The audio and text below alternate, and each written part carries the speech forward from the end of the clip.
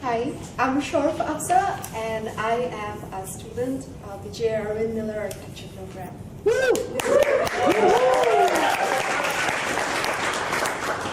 So, how can I define the edge of a city?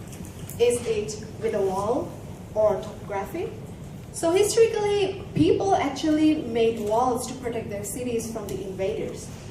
But nowadays, in 21st century, if you really want to build a wall, you have to give it a purpose, not only the border.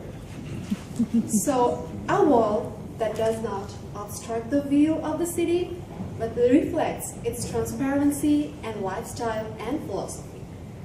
Because essentially, walls don't keep people out, it fences you in. So as a studio project, we studied the topography, landscape, and existing structures of the southern edge of the city of Columbus. So the existing zoning is mostly a mix of commercial and administrative zones with a few residential blocks. And we have our second street, which is always busy with inside and incoming traffic.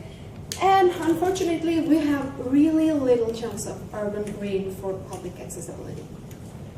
So this is our study, and after several iterations, we decided to build an infrastructure according to public needs in the city of Columbus on the southern edge of Columbus.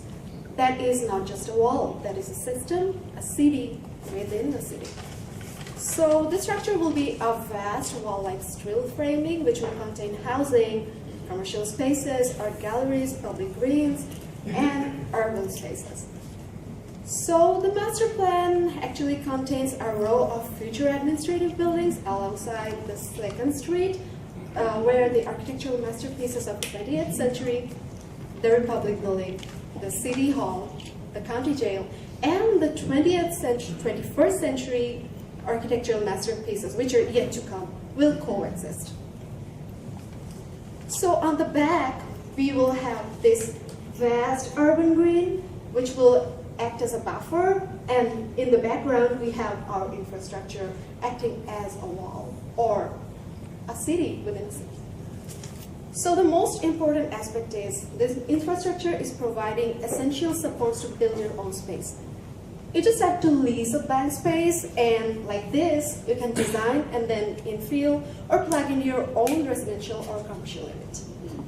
So we selected two pivot points in the structure where it will reach its highest point and keep solidarity with the other towers we have here. And the towers will exhibit the arts and culture of the city of Columbus, and it can be seen from far aside. So now the question is, does Columbus need this kind of structure? So we all know Columbus is the 6th architecturally significant city in the United States. So to showcase the rich architecture from the past and to continue the legacy of innovation throughout the future, we need to motivate the new young professionals and architects, and essentially with financial and technical support.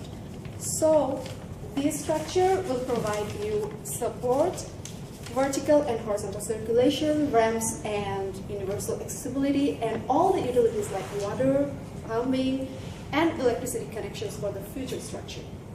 So it cuts the maximum construction costs for the designers, plus there is a developing student community like us who are searching for low-cost options.